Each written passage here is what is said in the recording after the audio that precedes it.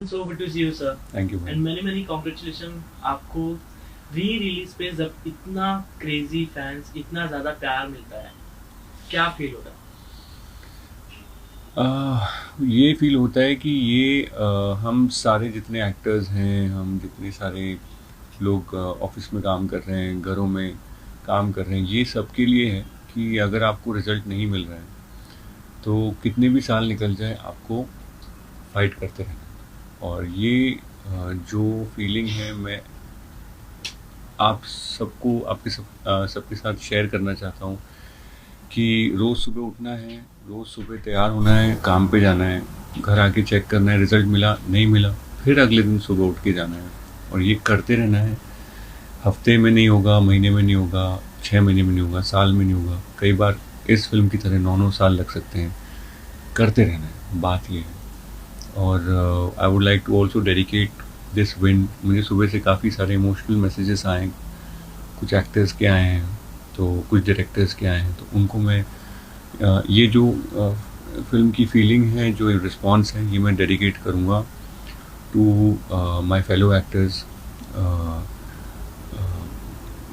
ज़्यादा नाम मैं नहीं लेना चाहता हूँ, but specially someone who is not here with us, उनको भी मैं डेडिकेट करना चाहता हूँ कि ये आप सब जिन्होंने मेहनत करी है, जो मेहनत कर रहे हैं, आप सबको डेडिकेटेड है।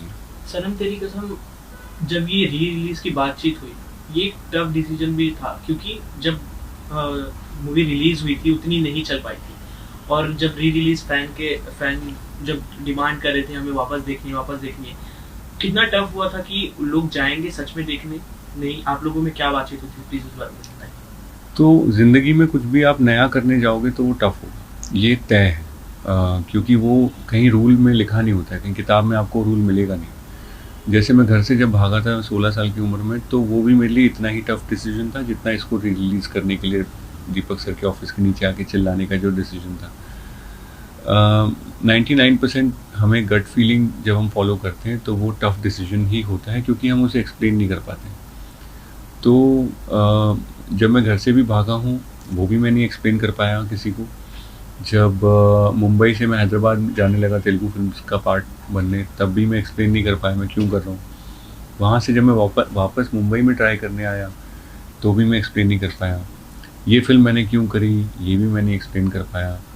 इसके बाद मैंने बाकी फिल्में क्यों करी, वो भी मैं नहीं एक्सप्लेन कर पाया। और फिर 9 साल बाद इसको री रिलीज़ करने का थॉट क्यों आया, वो भी मैं नहीं कर सकता, क्योंकि ये सारी जो फीलिंग्स हैं ये पेट के ऊपर और दिमाग के नीचे कहीं इस एरिया से आती हैं और इसका कुछ लॉजिक होता नहीं है, तो इसे वर्ड्स में डालना बहुत कठिन है। तो मेरा आपसे सबसे रिक्वेस्ट है कि इस एरिया में कुछ भी फीलिंग आए उस पर ध्यान दीजिए और उसको ट्राई करिए कि आप करो।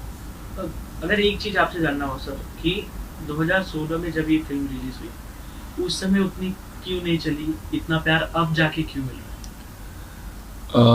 पता नहीं, रीज़न अगर मुझे इसका पता होता तो मैं अगर किसी को भी पता होता तो सारी फिल्में 99.9% फिल्में नहीं 100% फिल्में हिट हो जाती।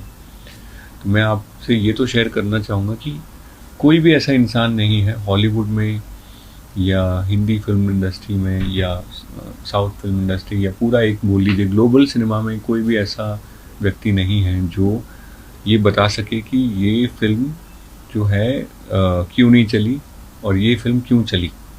अगर इतना आसान होता इसे बताना, थोड़ा कुछ एक्सपर्ट्स हैं जो 80% सही निकलते हैं, बट 100% तो कोई भी एक्सपर्ट नहीं है। तो ये मुझ जैसे मतलब वो दिग्गज लोग नहीं बता पा रहे, तो मैं तो एक चीटिंग हूँ इस मामले में, तो मैं तो बिल्कुल नहीं बता सकता। जब आपके कमेंट सेक्शन में आपके चाहिए कि आपके लोगों के हजारों कमेंट्स आ रहे थे प्लीज री रिलीज कीजिए इसे, तो आपने जब दीपक सर से बात की तो उन्होंने आपको यही बोला कि आप एक आर्टिस्ट हो, आपको ऐसे मैसेजेस आते हैं, तो आपने उन्हें कैसे मनाया? मुझे जब मैंने बहुत साल ट्राई किया मनाने का, तो हालांकि क्या होता है कि हमें लगता है कि रिलीज़ करना एक बच्चों का खेल है, फिल्म प्रोड्यूस करना बच्चों का खेल है, डायरेक्ट करना भी मतलब बस आराम से हो जाता है। बट एक रील बनाने में भी ना लोगों को आजकल 6-6 घंटे लग रहे हैं, जो 30 सेकंड की रील बनाते हैं लोग और उसमें लोग खर्चे भी कर रहे हैं। तो जो रील बनाने वाले लोग हैं उनसे मैं रिक्वेस्ट करूँगा कि सबको समझाइए कितना मुश्किल है कोई एक देखने लायक चीज़ को बनाना। तो मैं इसमें प्रोड्यूसर सर की बिल्कुल भी वो नहीं मानता कि उनको उनकी वजह से कोई, मैं मानता हूँ कि ऑडियंस ने नहीं देखा तो एक प्रोड्यूसर क्या करेगा। और तो वो एक्चुअली हमारी पूरी टीम ना एक तरीके से शांत हो गई थी इस फिल्म के बाद। मैं अपनी गलती मानूंगा काफ़ी इसमें ज़्यादा। जैसे क्रिकेट मैच हारने के बाद एक पूरी क्रिकेट की जो बस होती है शांत पड़ जाती है, कोई किसी से बात नहीं करता है। गलती किसी की नहीं होती है बट कोई किसी से बात नहीं कर पाता उस समय। वैसे ही मैं भी किसी से बात नहीं कर पाया 8-9 साल तक।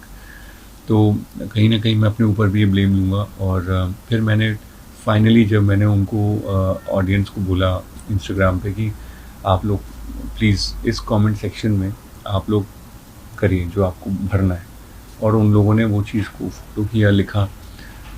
तो वो लेके फिर मैंने उनको नीचे लिखा था कि अगर आपने इतने इतने कमेंट्स कर दिए तो मैं कल दीपक सर के ऑफिस चला जाऊँगा। वो जैसे कैरी मिनाटी एंड में बोलते हैं ना कि इतने मिलियन का टारगेट करते हैं, वैसे तो नहीं बोल पाया मैं, लेकिन उस तरीके से मैंने उनको लिखा कि इतने अगर आपने कमेंट्स कर दिए तो मैं कल चला जाऊँगा। और सच में उससे 3 गुना कमेंट्स आ गए।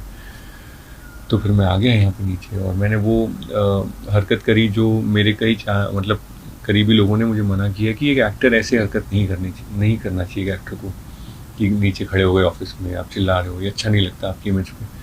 बट मुझे इन सब चीज़ों से फ़र्क इसलिए नहीं पड़ता क्योंकि मैं एक फ़िल्म फैमिली से नहीं हूँ। तो मुझे ये नहीं सोचना पड़ता है कि मेरी फैमिली वालों की इज्जत कम होगी, या मैं अकेला आया था तो मुझे फ़र्क पड़ता नहीं। तो मुझे कल भी अगर पार्ट 2 के लिए नीचे बैठ के 11 दिन का अनशन करना पड़ेगा तो मैं वो भी करूँगा आप लोगों के लिए। तो पानी की बोतलें ले आना बस आप लोग, वो पी के मैं निकाल दूँगा 11 दिन। जिस तरह से आप थिएटर विजिट कर रहे हैं, लोगों का इमोशन फूट के निकल रहा है, इतनी ढेर सारी प्यार मिल रही है। आप जैसे पहुंच रहे हो, लोग सेल्फी खिंचाने, जो थिएटर में बड़े पर्दे पे दिख रहे हैं वो सामने आके जब खड़े हो जा रहे हैं, उन लोगों के लिए इतना अच्छा सरप्राइज लेकर आप जा रहे हो। वो किस तरह की फीलिंग होती है जब आप उनसे इंटरेक्ट करते हो चलते फिल्म के बीच या बाद में? मैं जब भी रास्ते में जैसे कोई मंदिर दिख जाता है तो हमारी ऐसी आदत होती है ना, वैसे करते हैं। तो मैं हमेशा जब भी मंदिर दिख जाता है मैं ऐसे करता हूँ। तो मेरे वर्ड्स में सुनता हूँ मैं क्या बोल रहा हूँ। तो वहाँ मैंने कभी भी अपने आप को पाया नहीं है कि मैं मांग रहा हूँ कुछ, मैं हमेशा थैंक यू बोल रहा होता हूँ, कुछ लाइफ में है या नहीं है। तो वही थैंक यू बोलने में ये थिएटर जा रहा हूँ। मैं ये नहीं फील करना चाह रहा हूँ कि मुझे क्या फील हो रहा है, उससे मुझे मतलब नहीं है। मुझे मतलब है कि मैं जितने हाथ मिला सकूँ और उनको आंखों में देख के थैंक यू बोल सकूँ, वो चीज़ मुझे करनी है जितनी ज़्यादा हो सके। क्योंकि उन लोगों ने ही किया है, उन लोगों ने ही इसको 9 साल तक प्यार देते रहे, और आज इन्होंने सिर्फ कमेंट्स में ही प्यार नहीं दिखाया। क्योंकि कई साल तक मुझे लगता था कि ये प्यार सिर्फ कमेंट्स में है। जब आप जेब में से पैसे निकाल के टिकट खरीदते हैं तो वो फिल्म की दुनिया में वो चीज़ फिर मैटर करती है। क्योंकि कमेंट्स से फिल्म नहीं बन सकती। फिल्म बनती है टिकट सेल से, जो मैं इतने साल से बोल रहा था। और फाइनली सब लोगों ने उस चीज़ को एक्चुअली प्रूव किया। इस री रिलीज के दौरान आपकी 9 साल पुरानी कौन सी फ्लैशबैक है जो आपको वापस आपके दिमाग में आने लगी, यादें ताज़ा होने लगी? यही कि मैं 9 साल 10 साल पहले अपने डायरेक्टर्स के ऑफिस में इस फिल्म को पाने के लिए ऑलमोस्ट भीख मांग रहा हूँ, वो मुझे याद आ रहा था। और फिर उनका मुझे मना कर देना क्योंकि ऑलरेडी किसी और की कास्टिंग हो चुकी थी, ये मुझे याद आ रहा था। फिर उन्होंने कहा आप टाइम वेस्ट कर रहे हो हमारे यहाँ, प्लीज़ जाइए यहाँ से। तो फिर मेरा उनसे और ज़्यादा रिक्वेस्ट, प्लीड करना, मतलब ऑलमोस्ट गिर के कि प्लीज़ मेरा ऑडिशन देख लीजिए, ये सब याद आ रहा था। फिर उन्होंने कहा किसी को, अपने एडी को, रवि जी करके एक असिस्टेंट थे, उनको बोला ले इसका ऑडिशन यार, इसको हटाया। तो मैंने कहा बस मेरा वर्जन देख लीजिए इंदर का, क्योंकि जिस हिसाब से मैंने उसको देखा है, समझा है, मैं वो दिखाना चाहता हूँ आप लोगों को। तो उन्होंने ऑडिशन देखा, फिर रवि जी लेके गए, ऑडिशन दिखाया, और वो 1 घंटे बाद आए, उन्होंने कहा फिर से करके दिखाओ। तो मैंने फिर से करके दिखाया वो सब। तो फिर उन्होंने 1 घंटे बाद वापस आए, उन्होंने मुझे हक किया और बोले हमारे प्रोड्यूसर सर का तुमने बहुत नुकसान करा दिया है, क्योंकि सारे कपड़े बन चुके थे। 2 दिन के बाद वो शूट है, जो बाथटब वाला जो सीक्वेंस है अगर आप देखेंगे, वो उसकी तुरंत 2 दिन बाद था। और उन्होंने, जब मैं शुरुआत में उनसे बोल रहा था कि मुझे करने दो, उन्होंने कहा था आप टाइम वेस्ट कर रहे हो, बगल वाले ऑफिस में जो है लड़का, जो हमारा हीरो है वो सिलेक्ट हो चुका है, वो बैठा हुआ है, स्क्रिप्ट पढ़ रहा है।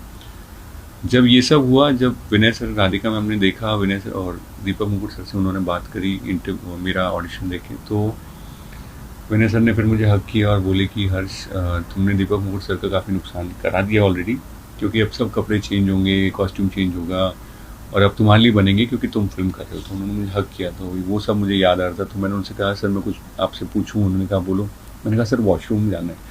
तो उन्होंने कहा इतनी देर से बोला क्यों नहीं? तो उन्होंने कहा बगल वाले ऑफिस में चले जाओ। तो जब मैं वहाँ गया तो वो लड़का एक्चुअली वहाँ बैठा था और वो पढ़ रहा था स्क्रिप्ट। और कई साल के बाद उस लड़के के साथ फिर मैंने एक फ़िल्म करी दंगे, और वो मेरे ऑपोजिट था इस फिल्म में। तो लाइफ फुल सर्कल हुई और आज ये फिल्म वापस थिएटर में। तो यही सब नॉस्टैल्जिया दिमाग में चल रहा है, ये सब चीज़ें याद आ रही हैं। तो सर जैसे आपने बताया कि ऑफिस में जाके काम मांगते थे, आपके काफी करीबी हो, पता होगा सबको ये बात नहीं पता है जो आप फन पे गिटार प्ले करते थे। काफी अलग ही बात है वो। अब now you are the most talented and famous star. तो कैसे जर्नी डिस्क्राइब करोगे आप? वो किस्सा भी अगर आप सुनाना चाहो तो। वो तो मतलब that is one of the jobs which I have done. Honestly मैंने इतने सारे जॉब्स किए जिसके बारे में बोलना बहुत लंबा पड़ जाएगा आपको, क्योंकि घर से जब आप भागते हो तो आप सीधा फिल्म के सेट पे नहीं लैंड होते हो। सबसे पहले आपको 2-3 घंटे बाद भूख लगना शुरू हो जाती है घर से भागने के बाद। फिर आपका दिमाग चलता है पैसे कितने। तो मेरे जेब में 200 थे, 75 की टिकट खरीद ली थी, 125 बाकी थे। वो तो खर्च हो जाते हैं आधे दिन में खाना वाना खाने में। और उसके बाद फिर आपको लगता है कहीं से कुछ जॉब की जुगाड़ करी जाए। तो फिर वो जॉब की जुगाड़ मैंने फिर एसटीडी बूथ में रजिस्टर मेंटेन करना शुरू किया। फिर मेरी हैंडराइटिंग थोड़ी ठीक है तो फिर मैंने वो साइबर कैफ़े में शुरू किया। एसटीडी बूथ में मुझे 10 रुपये मिलता था पर डे, साइबर कैफ़े में 20 रुपये पर डे मिलता था। तो कम से कम एक मील में वहाँ पे जो है कमा पा रहा था। वहाँ से फिर मैं डिलीवरी बॉय बना, किसी की बाइक लेके और सामान डिलीवर करना, वो सब किया। फिर मैं एक डीजे का बैग उठाता था। वो डीजे नितेश और डीजे रिक्कू, ये लोग अभी भी कोई उसमें से सुन रहे हो तो उनका मैं बैग उठाता था, उनका असिस्टेंट था। तो मैं बैग रखता था, कंसोल को साफ़ करता था। फिर वो लोग आते थे, फिर मैं चला जाता था। तो वो भी मेरा एक काम था। तो ऐसे तो मैंने बहुत सारे और जॉब किए हैं, लेकिन वही मैं आप सबके साथ ये बोलना चाह रहा हूँ कि रिज़ल्ट नहीं मिलेगा आपको रोज़ रोज़, तो बिल्कुल नहीं मिलेगा। कई बार हफ्तों, महीनों, सालों तक नहीं मिलेगा। रोज़ आपको उठ के तैयार होना है और अच्छे से अपना काम करना है और चुपचाप शांति से सोना है। अगले दिन फिर उठ के आपको पूरा काम करना है, फिर चुपचाप शांति से सोना है। जब आपके 10,000 आवर्स पूरे हो जाएंगे, एक रूल है कि 10,000 घंटे जब आपकी किसी भी शिद्दत में पूरे हो जाते हैं तो वो आपकी मनोकामना जो है पूरी हो जाती है। मेरे 10,000 घंटे 2 बार हो गए तो पहली बार में तो मुझे फिल्म मिली, फिर मैंने 10,000 घंटे और सोचा इस बारे में और इसकी तरफ काम किया। तो 10,000 आवर्स का एक रूल होता है जिसको मैं फॉलो करता हूँ। और इस एक्सपीरियंस के बाद मैं और 10,000 घंटे के लिए तैयार हूँ कि मेरी और भी अगर स्ट्रगल रहेगी मैं वो भी करूँगा। सो इतना प्यार, इतना क्रेजीनेस देखने के बाद, so what is the success for Harshvardhan Rane? Success for Harshvardhan Rane would be कि वेट करने की कैपेसिटी। मेरे लिए वही एक सक्सेस है कि अगर आप वेट कर सकते हो रोज़ काम करके तो आई थिंक आप सक्सेसफुल हो, क्योंकि रिज़ल्ट तो अपनी इच्छा के हिसाब से नहीं मिलेगा। वेट कर सकते हो तो आप सक्सेसफुल हो। तो सर अपना एक्ट्रेस की कास्टिंग कैसा होती है? 25 एक्ट्रेस के बाद में उनको कास्ट किया गया था, मावरा जी को। उसके बारे में क्या? 25 तो नहीं, आई थिंक ज़्यादा, मेरे ख्याल से 200 से ऊपर लोगों की उन्होंने ऑडिशन लिया था। और वो भी कम है कि उनको 200 में ही मिल गई मावरा, बड़ी बात है, क्योंकि जो मावरा ने इस फिल्म के लिए किया है वो इम्पॉसिबल है। बोल रहे कि मावरा जैसा कोई एक्टिंग नहीं कर पाएगा, अगर वो नहीं होते तो इतना मोटिवेटिंग। हाँ बिल्कुल सही बात है। और मावरा कैसा रहता है कि जब घर में खाना बनता है ना, तो ये बोलना कि मम्मी नहीं होती तो खाना नहीं बनता है गलत है, क्योंकि अगर पापा नहीं होते तो सब्ज़ी कौन लाता? तो पापा वह हैं प्रोड्यूसर, मम्मी है डायरेक्टर, जो कढ़ाई में खाना बन रहा है वो है एक्टर, जो दादी आपको खाना खिला रही है वो है ऑडियंस, वो है म्यूज़िक डायरेक्टर। आपके हिमेश सर नहीं होते तो मूवी हिट नहीं होती। तो क्रेडिट एक जगह पे रखना एक बीमारी है। हम लोगों में एक डिजीज़ है कि हम सारा क्रेडिट एक तरफ चाहते हैं, अपनी तरफ चाहते हैं। ये एक बीमारी है, इससे आप लोग दूर रहें। और जैसे गाड़ी चलती है 4 पहिए, इंजन, बॉडी। अब आप कहोगे पहिए नहीं होंगे तो गाड़ी नहीं चलेगी, इंजन बोलेगा मैं नहीं हूँगा तो गाड़ी नहीं चलेगी, फिर बॉडी बोलेगी चैसिस कि भाई मैं नहीं हूँगा तो गाड़ी में बैठोगे कैसे। सो मैं ये मानता हूँ कि ना इस फिल्म का रीज़न कोई एक जन है, बल्कि प्रोड्यूसर डायरेक्टर से शुरुआत होती है। उनका थॉट, उन्होंने इंदर को लिखा, स्केच किया, उन्होंने मावरा को लिखा, स्केच किया, फिर एक प्रोड्यूसर चाहिए सॉलिड जो अपना पूरा रिसोर्स, पैसा जेब से इस पे लगा दे, तो प्रोड्यूसर के बिना भी मूवी नहीं बन सकती। फिर चाहिए हिमेश रेशमिया सर, जो इस मूवी का जो पूरा खिचड़ी है उसके आपको आपके कानों में डाल दें। तो उनकी वजह से ये मूवी का जो हमारे सोल में ये मूवी का इमोशन उतरा है, हिमेश रेशमिया सर की वजह से उतरा है। फिर आते हैं एक्टर्स जो इस थॉट को आपकी तरफ लेकर जाते हैं। सो किसी भी फिल्म में, किसी भी सिटी में, किसी भी प्रोजेक्ट में एक चीज़ पे उंगली रखना बेवकूफ़ी कहलाएगी। और हर किसी को आपको, जैसे अभी आप लोग इंटरव्यू ले रहे हैं, आप कैमरा पकड़े खड़े हैं, आपके बिना इंटरव्यू नहीं होगा, बट अगर ये माइक नहीं होता तो इसके बिना भी नहीं होता। फिर लाइट ज़्यादा खड़े, लाइट नहीं होगी तो इंटरव्यू नहीं। एक जन को कभी क्रेडिट दे ही नहीं सकती, इसलिए मैं कभी भी सिर्फ मैं हमेशा देखता हूँ कि सारी टीम को किसी भी चीज़, कोई भी चीज़ बनती है वो टीम की वजह से बनती है।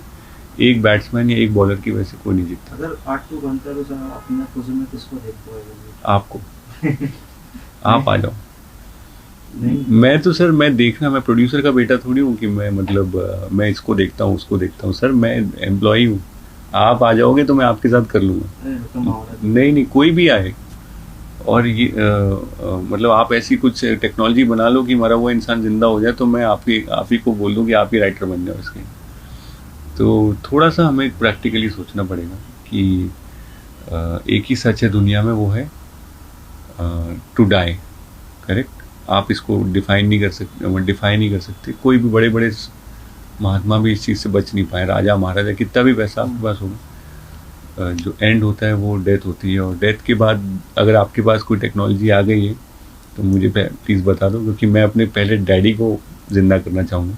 उसके बाद सेकंड सबसे पहले मैं मावरा के कैरेक्टर को जिंदा करूँगा। अच्छा, 14 फेब को भी लगेगी, मतलब कंटिन्यू रहेगी मूवी? सर मैं तो प्रोड्यूसर का बेटा नहीं हूँ सर, ये सवाल मुझसे क्यों पूछ रहे हो? लोग देखेंगे तो सर क्यों नहीं रहेगी। ओके, सो लास्टली जो आपको इतना ज़्यादा प्यार कर रहे हैं, फिल्म को इतना ज़्यादा प्यार कर रहे हैं, उनसे क्या कहेंगे? और सनम तेरी कसम 2 के लिए क्या कहेंगे? ये फिल्म का जो सक्सेस है, मेरे सारे उन एक्टर्स को भी मैं देना चाहता हूँ जिनसे शायद मेरी इतनी बातचीत नहीं है, बट मैं उनकी मेहनत देख रहा हूँ काफ़ी सालों से।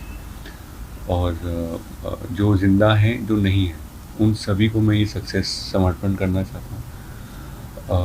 और क्यों हुआ है ये फिल्म? ये ऑडियंस की वजह से, जो एंड में आके किसी भी चीज़ को ज़िंदा कर सकते हैं। पार्ट 2 के लिए मैं ये कहूँगा कि पार्ट 1 के लिए मैं नीचे आके चिल्लाया था, पार्ट 2 के लिए मैं 11 दिन नीचे पानी पी के अनशन करूँगा।